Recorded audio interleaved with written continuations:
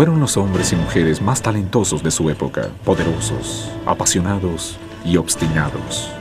Durante más de un milenio gobernaron el mundo occidental, venciendo enemigos, construyendo opulentas ciudades y viviendo una vida de decadente grandeza.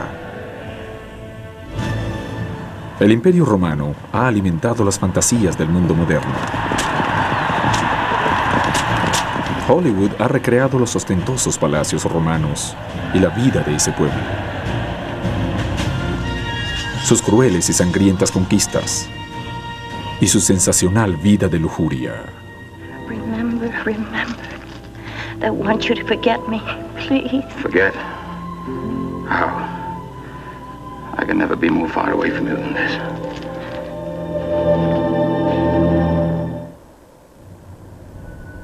El verdadero Imperio Romano nunca podrá ser repetido.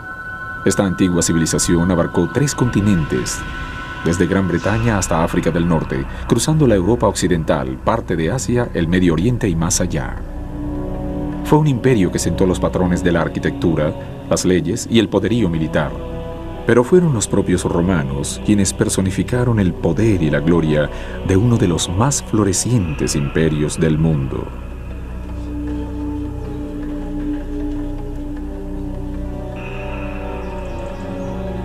Los orígenes de esta civilización yacen en el mito y la leyenda. La mayoría de los romanos piensan que la vida de sus antepasados comenzó en los bancos del río Tíber, en la región que actualmente se conoce como Italia. En el siglo VIII a.C., la hija del rey latino Numitor dio a luz unos gemelos a los que llamó Rómulo y Remo. Pero el hermano del rey temía que los infantes le arrebataran el derecho al trono, y en un arrebato de furia arrojó a los gemelos en las heladas aguas del río.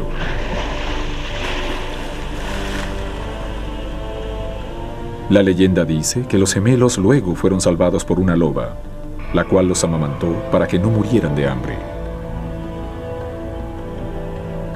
Para el 753 a.C., Rómulo y Remo eran ya adultos, y fue entonces cuando fundaron una ciudad a la que llamaron Roma. Pero su lado fraternal no perduraría. Durante una disputa familiar, Rómulo asesinó a Remo, convirtiéndose así en el único gobernante de Roma. Con el tiempo, los seguidores de Rómulo se establecieron en una de las 7 colinas y construyeron una nueva ciudad. We're here in the Palatine, on the edge of the Palatine, overlooking the river, the Tiber River, with the Capitoline Hill to one side and the Aventine behind us. And the site of Rome is a function of the relationship between the river and between the various hills around it. The river controlled the crossing, any trade that was going north-south. The hills provided a naturally fortified place where people came together to put their communities up here on top of the hill. En la antigüedad, Italia era una región con una gran diversidad cultural. Varias tribus como los griegos, los sabinos y los latinos, con el tiempo se fusionaron y dieron origen a una sola raza, los romanos.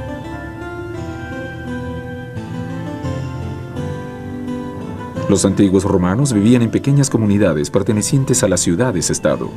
La mayoría de estos pueblos vivían y trabajaban juntos y eran gobernados por reyes de las familias más ricas.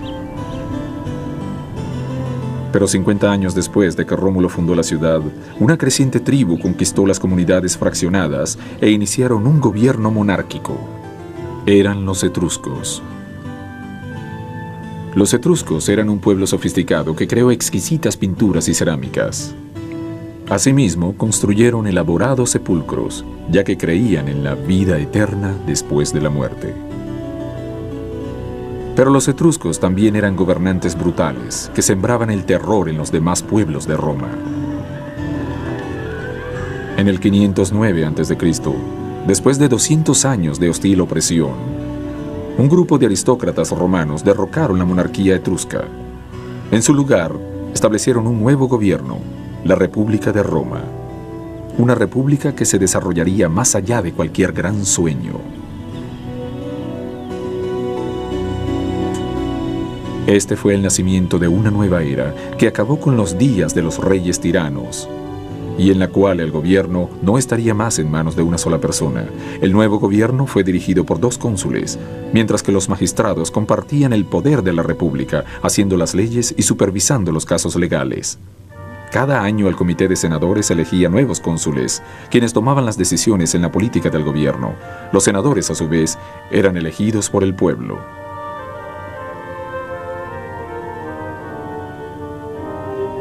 La República de Roma tenía 2 clases de ciudadanos: los plebeyos, que eran el pueblo en general y trabajaban como mercaderes, artesanos y agricultores, y los patricios, que eran la clase elitesca y tenían el poder político.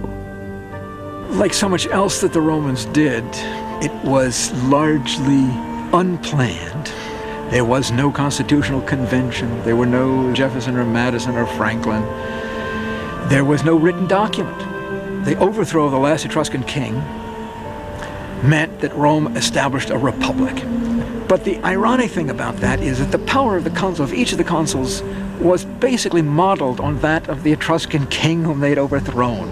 The difference was, and it's a major difference, is that there were 2. Los plebeyos reclamaron que el nuevo sistema de gobierno no era mejor que el anterior. A pesar de que a los plebeyos se les permitía votar, solo los patricios podían optar por los cargos públicos. En el 471 a.C., los plebeyos crearon un tribunal para el cual se elegía 10 hombres que representarían a su clase contra cualquier opresión por parte de los patricios o cónsules.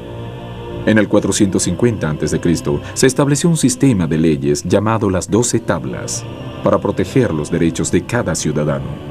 A través de los siglos, las leyes se convirtieron en una prestigiosa profesión. Cicerón, un hombre procedente de una familia de modesta fortuna, se convirtió en uno de los oradores y legisladores más prestigiosos de Roma. His parents were not noble, they were not in the Senate. He's one of the few people who manages to obtain that all on his own. He is the finest orator in Rome. He's the lawyer everyone wants. And in an age when everyone is being sued and litigated against for various reasons, Cicero is the man you go to. This makes him extremely valuable and an ally of all sorts of powerful people. Al igual que los abogados modernos, Cicerón era un dedicado defensor público que escenificaba dramas en la corte. Durante uno de sus juicios, contrató a huérfanos callejeros, quienes se suponía que eran los famélicos hijos de la mujer que estaba defendiendo en contra de su esposo. Cicerón se dirigió al jurado. Hoy voy a centrarme solo en la inocencia de mi cliente. Por eso voy a ignorar el hecho de que el acusador de este caso es un infame timador que golpea a su esposa y roba a las abuelas inocentes.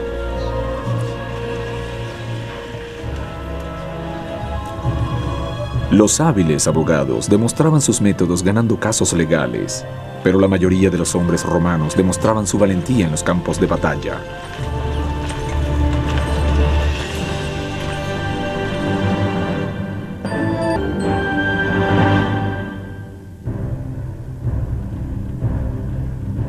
Entre los siglos V y II a.C., Roma había expandido su influencia más allá de las fronteras de Italia. Cada uno de los 2 cónsules formó un poderoso ejército dividido en legiones de hombres de varias clases. Las legiones romanas se convirtieron en las más feroces máquinas de lucha que el mundo había visto. En su búsqueda inicial para despojar a los territorios de sus riquezas, estos soldados comenzaron a abrirse camino para romanizar el mundo. Con el tiempo, los territorios conquistados por ellos se convirtieron en provincias de Roma. As the Roman Empire expands, the provinces are always important because they bring in more booty. The Roman system is not, early on, is not to conquer, to make people citizens and to tax them. It's to simply lead the provinces for everything they possibly can, and all this wealth ends up back in Rome. Para el siglo II a.C., el ejército romano había conquistado la mayor parte de la cuenca del Mediterráneo, incluyendo Grecia, parte de África del Norte, España, Asia y el Medio Oriente. Con el tiempo, los cónsules eligieron gobernadores para supervisar estas provincias. Eventualmente, a la mayoría de los pobladores se les permitió ser ciudadanos romanos. When the Romans conquered an area, what they would do was let the citizens of these conquered areas participate in measured ways in further Roman conquests. What the Romans did not do, and this sets them apart from other peoples in the ancient world, was tax the Italic peoples who they conquered. Instead, what they asked these communities to give was their sons. That is, the Romans asked for a certain number of troops to be provided each year to fight along with the Roman army under Roman command. But it also allowed the conquered peoples to participate in the success of war. That is, soldiers going out from these communities came home after their victories with booty, bringing new wealth in the community. Gran parte de estas riquezas fueron llevadas a Roma, la capital del imperio. Entre el botín se encontraban maravillosas estatuas y relieves para decorar el foro, el centro cívico de la ciudad. Para el año 100 a.C., en el foro abundaba la actividad y la agitación. Los oradores ofrecían discursos públicos delante de los senadores. Los ciudadanos rezaban y ofrecían sacrificios en los numerosos templos públicos consagrados a los dioses paganos como Júpiter, Minerva y Apolo. El foro se convirtió en un monumento a la grandiosidad, un símbolo sagrado del creciente poder y la riqueza de Roma. As you walk through the forum, you wouldn't have seen what we often see in movies, this sort of pristine, white, sober landscape. You would have seen a riot of color, actually. We also have to remember that Rome was a vertical city. The Romans invented the skyscraper. It may have only been 4 or 5 stories tall, but many people lived in tenements that were at least that tall.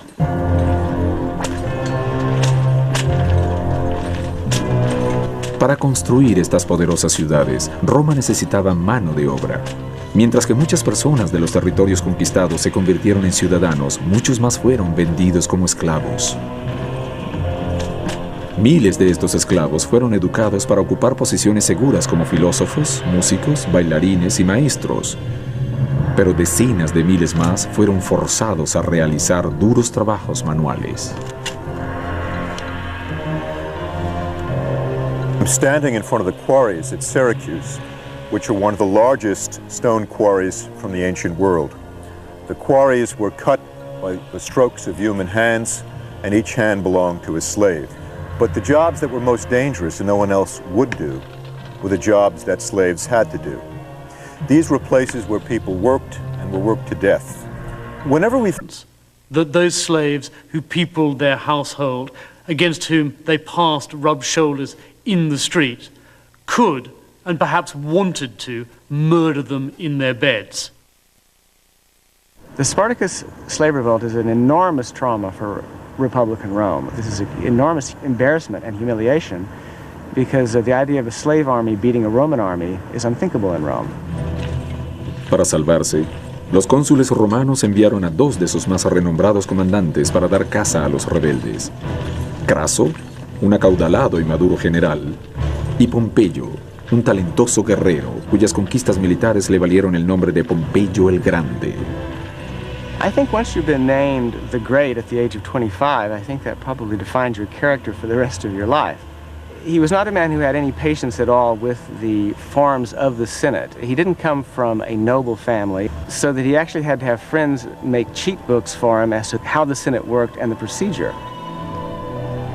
En el 72 a.C., Craso, con la ayuda de Pompeyo, comandó a 40.000 hombres para dar caza a Espartaco y sus esclavos emancipados.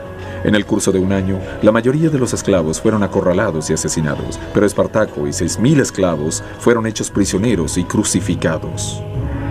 Las cruces fueron clavadas por millares a lo largo de la Vía Apia, la carretera más larga de Roma.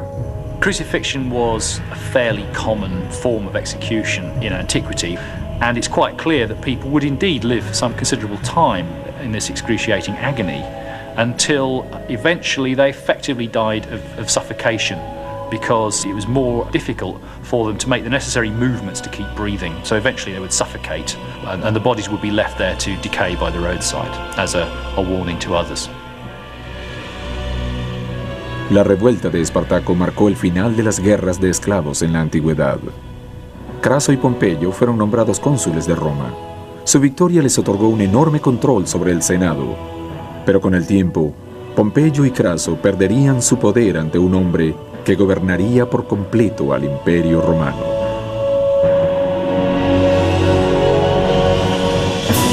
Roma, el gran imperio. Roma, el gran imperio. En el siglo I a.C., el Imperio Romano sería testigo del ascenso de uno de los más grandes líderes de la historia. Se dijo que en la guerra nadie lo superaba y en el amor nadie lo igualaba. Con el tiempo, su nombre simbolizaría el poder absoluto.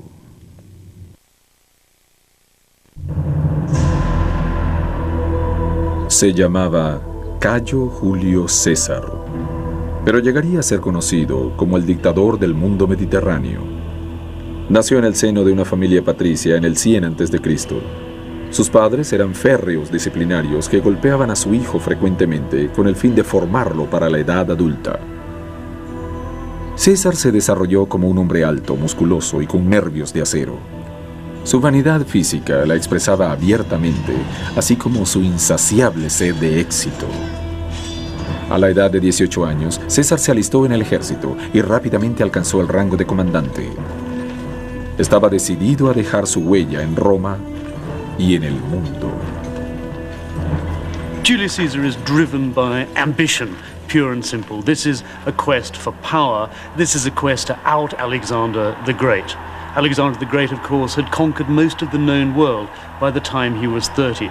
There's a famous story of Julius Caesar in Spain seeing a statue of Alexander the Great and bursting into tears, saying, "I am only 25 and I have not yet conquered anything."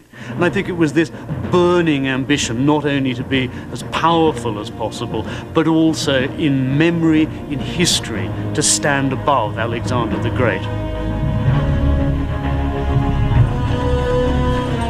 Julio César exigía absoluta lealtad de sus soldados, quienes eran espléndidamente recompensados por sus servicios. La primera conquista militar de César tuvo lugar en España en el 61 a.C.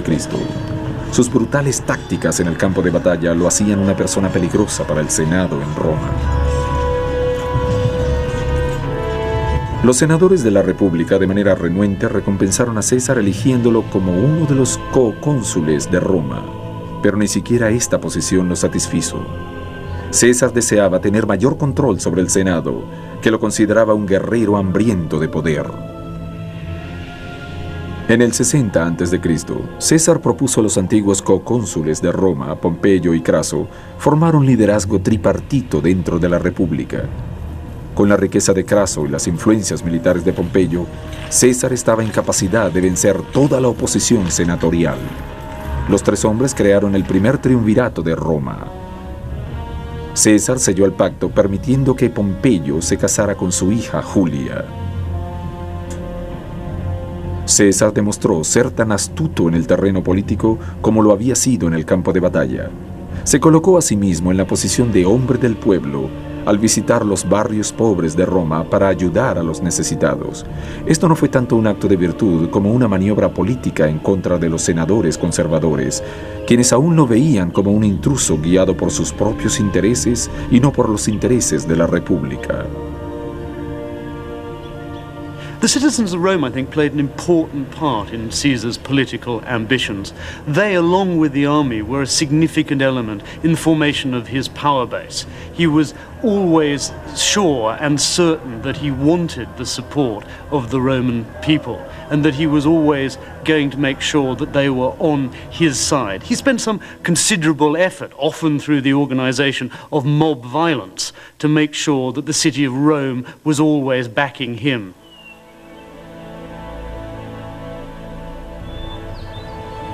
Los tres gobernantes gozaron de iguales derechos sobre el imperio. Luego de finalizar su periodo de un año, Craso y Pompeyo siguieron caminos separados. Pero César utilizó sus influencias políticas para hacer su voluntad. Convenció a los nuevos cocónsules de Roma de que le proporcionaran un ejército lo suficientemente numeroso para conquistar la maciza región de las Galias, actualmente Francia. Durante 9 años, entre el 58 y el 50 a.C., César se internó con algunas legiones en las Galias, venciendo a la oposición. Durante su travesía, César y su ejército se hicieron extremadamente ricos, tomando el oro de los territorios ocupados. But the toll in human suffering was enormous. Caesar was responsible for the death or enslavement of over 1 million persons.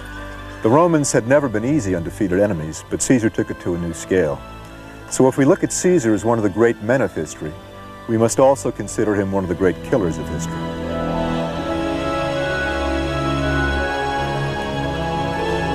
La conquista de César en las Galias fue un momento crucial en la historia de Roma. Ahora él contaba con el ejército y las riquezas necesarias para derrotar a cualquiera que se le opusiera, incluyendo a sus viejos compañeros Craso y Pompeyo, quienes estaban envidiosos de su éxito. Craso finalmente sería asesinado en la batalla de Carres, mientras luchaba contra los partos. Su cabeza luego sería expuesta durante un festival griego por el rey de los partos.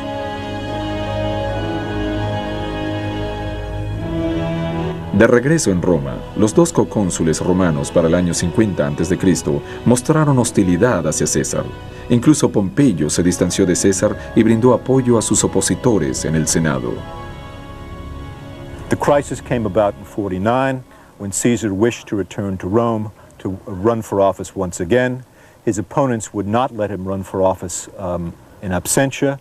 He claimed this was a negation of his rights. And in 49, he invaded Italy. César declaró la guerra civil en Roma. Así se encaminó con sus legiones hacia el Rubicón, el río que separaba a Italia de las Galias. Allí, César se dirigió a sus hombres. Vamos a aceptar esto como una señal de los dioses y a seguir su llamado de venganza contra nuestros encarnizados enemigos.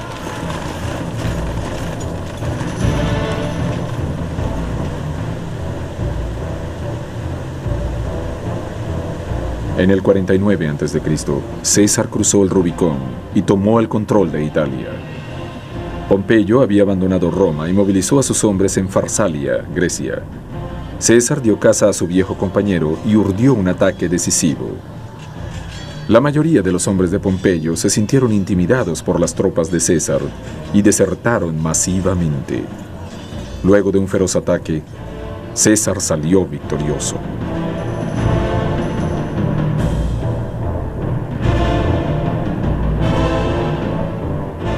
Pompeyo, quien había sobrevivido al ataque, huyó a Egipto, con César al acecho. A su llegada a la ciudad portuaria de Alejandría, en Egipto, César fue saludado por el rey Ptolomeo XIII, de 10 años de edad, quien le presentó un obsequio, la cabeza de Pompeyo, un gesto de buena voluntad de los ciudadanos de Egipto para el héroe de Roma. Egypt was an enormously wealthy place. Very, very much worth having, but in political anarchy. For many, many years, the Romans left it that way. They left it that way because they didn't trust any particular Roman aristocrat to go out there and deal with Egypt. It was too rich and too dangerous. Caesar, when he got there, saw what the situation was and decided that he would stabilize the country. Egipto estaba buscando apoyo militar de Roma, pero César estaba más interesado en otro tipo de alianza. Pronto se involucraría en una sociedad con la hermana de Ptolomeo. Su nombre era Cleopatra.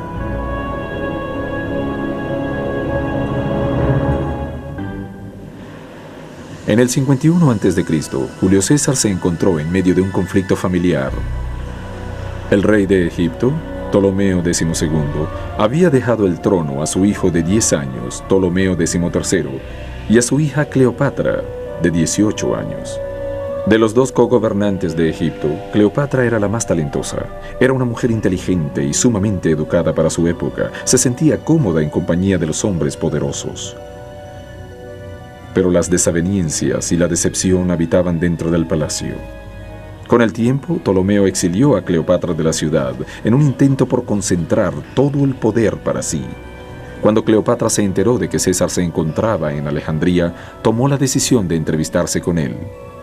La ciudad aún estaba en las hostiles manos de los consejeros de su hermano, por lo que la reina regresó a Alejandría oculta dentro de una alfombra oriental.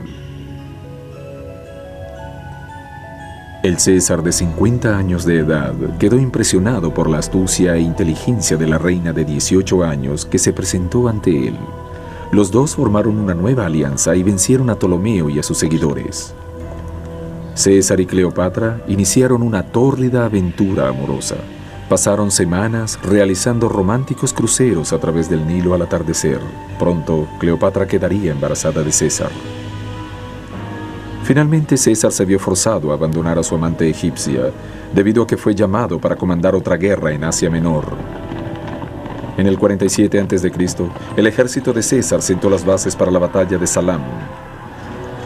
Fue allí donde pronunció su célebre frase. Julius Caesar, apart from being a great politician, a great military man, a great administrator, seems also to have been a very great womanizer. Caesar's reputation for his affairs with women, for being a real ladies' man, was so great that in his last years there was a proposal that Caesar be given the right, the privilege, the possibility of having a sexual relationship with any woman he chose, as many women as he chose. And this surely, even if the story isn't true, is a reflection on the reputation Caesar had. I think Caesar must have been a very sexy man. That there are stories when he was on campaign that the soldiers would sing a song as he was going into a town, and they would say, men, lock up your wives because Caesar is on his way. I think a man who had such extraordinary power as Caesar is an attractive proposition for many women. Más que su amor por las mujeres, César tenía un obstinado afán por demostrar su poder. Pasando por alto la aprobación del Senado, puso en marcha numerosos programas de reformas, incluyendo la cancelación de las deudas de los agricultores. Como visionario intelectual, instituyó el calendario juliano de 365 días y medio. Incluso el mes de julio fue llamado así en honor de su primer nombre. Las clases más bajas de Roma aplaudieron sus esfuerzos por mejorar sus vidas. Para ellos, nada de lo que él hacía era incorrecto. En el 45 a.C., en una muestra de gratitud sin precedentes, los ciudadanos romanos designaron al César de 54 años dictador vitalicio. Ahora, él representaba una amenaza mucho mayor para el gobierno de Roma, especialmente para los senadores, quienes consideraban que estaba amasando demasiado poder. Once he's become dictator, I think there is probably a change in his personality in a way. I think when a man attains that kind of glory and magnitude, I think he begins to sort of look down on institutions like a Senate and a republic, and thinking perhaps he does know best. El desaforado uso que César hacía del poder terminaría por perjudicarlo. Un grupo de senadores encabezados por Casio y uno de los amigos más cercanos de César, Bruto, planearon su asesinato. La esposa de César, Calpurnia, le advirtió contándole acerca de un sueño suyo en el cual era asesinado, pero él desestimó las advertencias. En el idus de marzo del 44 a.C., César se dirigió al edificio del Senado. Casualmente entró en la Cámara del Senado sin sospechar el destino que le aguardaba. Entonces, repentinamente, los asesinos lo atacaron. Un grupo de senadores hirieron al César con sus dagas. El violento acto se consumó furiosamente. Luego de soportar 27 heridas fatales, el César finalmente cubrió su rostro con su túnica y falleció.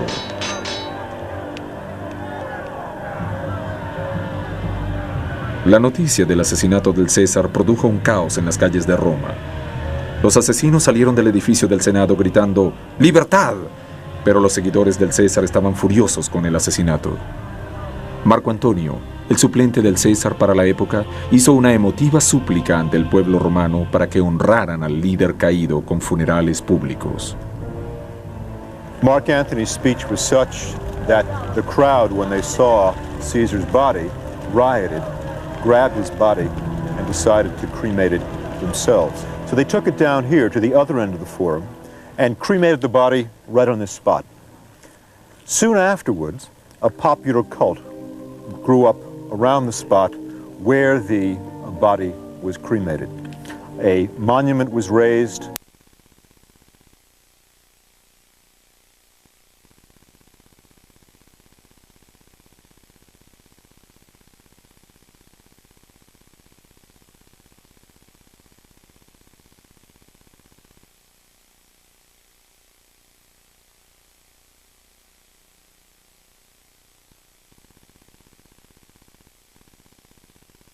Luego de su muerte, Julio César se convirtió en un ícono para los romanos, a pesar de sus detractores. Se erigieron templos en su nombre, por lo que él permaneció como sacerdote supremo o Pontiff Maximus.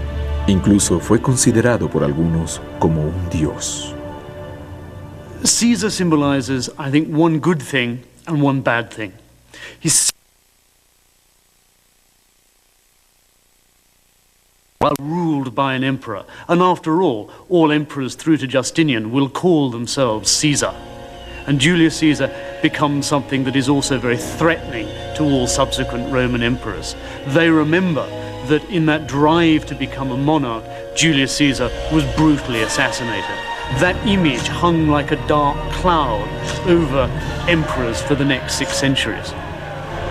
César ayudó a romanizar el mundo, pero también dejó una gran agitación dentro de la República Romana. La confusión que dejó en el Senado trajo como consecuencia una especie de letargo en el gobierno. También existía el problema de la creciente población romana. La República necesitaba desesperadamente un nuevo líder.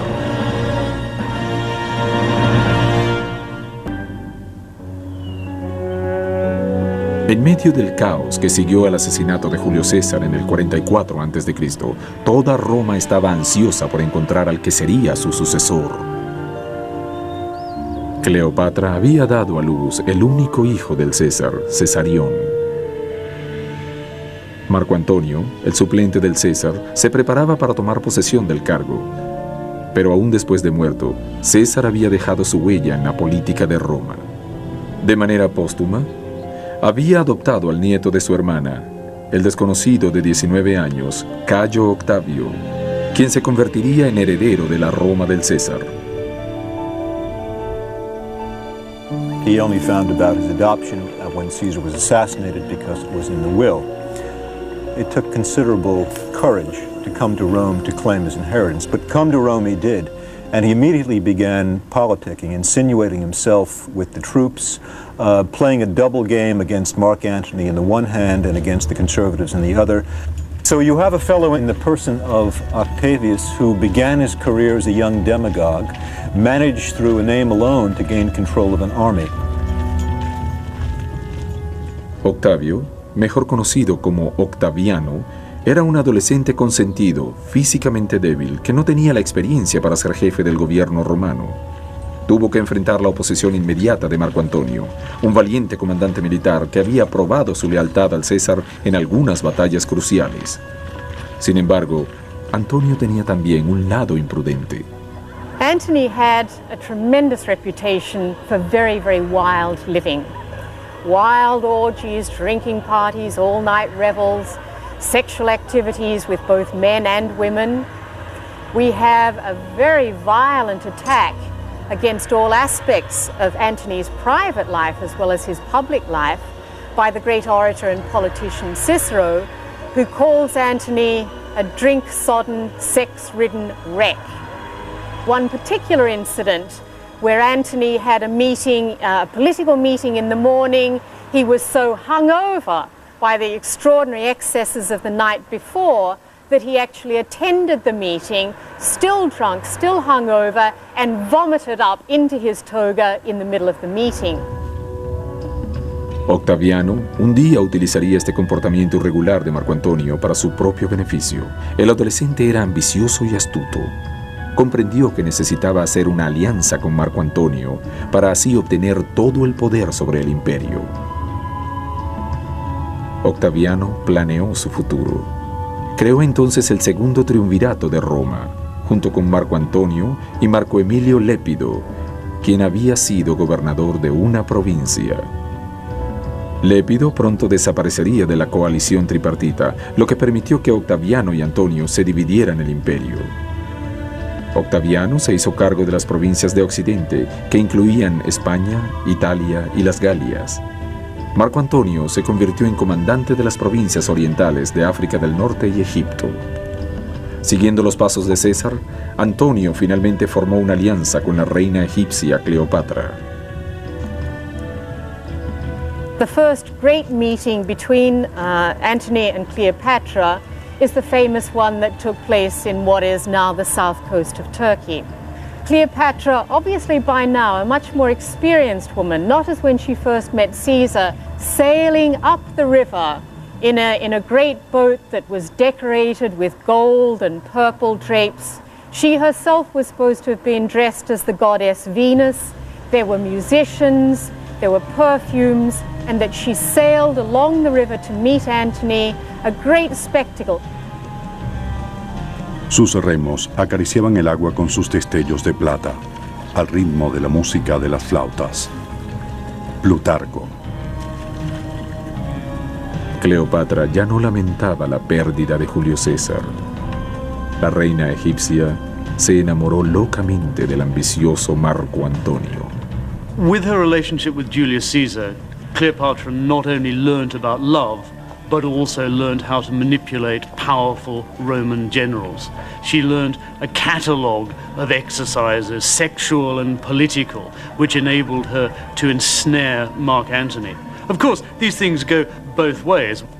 The important thing about Julius Caesar, Mark Antony, and Cleopatra is that they all knew precisely what they were doing. If they fell in love, if they went to bed together, they all did it knowingly. This was a relationship between powerful individuals who all knew what the game was. Well, the liaison between Antony and Cleopatra, of course, is one of the most celebrated relationships in all of history. But what's more interesting is that Antony left Egypt after that, did not see Cleopatra again for 4 years. Obviously, he wasn't pining away for her. In fact, he got married during that time to Octavian's sister, Octavia. Marco Antonio esperaba que su matrimonio con Octavia demostraría su fidelidad hacia Octaviano. Pero finalmente Antonio abandonó a su esposa y regresó a Alejandría para sellar un pacto político con Cleopatra. Los dos amantes planeaban deshacerse del joven Octaviano y gobernar juntos el mundo occidental. Sin embargo, esta alianza le dio a Octaviano la oportunidad que había estado buscando. Octaviano comenzó a divulgar una despiadada campaña propagandística. Le dijo al pueblo romano que Cleopatra había hechizado a Antonio, que los dos amantes pasaban el tiempo en derrochadoras orgías y que Antonio estaba planeando otorgarle a ella la mitad del imperio romano. La campaña de Octaviano surtió efecto. Los ciudadanos romanos apoyaron la decisión de Octaviano de declarar la guerra a Antonio y Cleopatra. En la batalla de Accio, en el 31 a.C., las fuerzas militares de Octaviano derrotaron a los navíos de Antonio y Cleopatra en el mar Mediterráneo.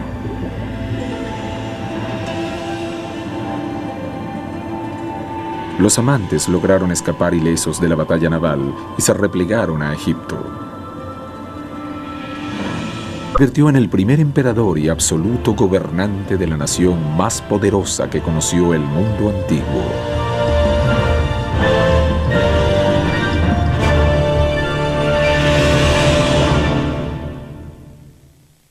El ascenso de Octaviano al trono imperial representó un dramático cambio.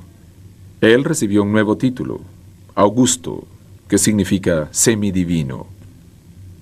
Para el pueblo romano, Augusto fue lo más cercano a un dios en la tierra. Su poder y prestigio impulsaron al imperio a una era dorada, una época de infinitas posibilidades, cuando ser romano lo era todo. Los acompañó Joe Mantegna.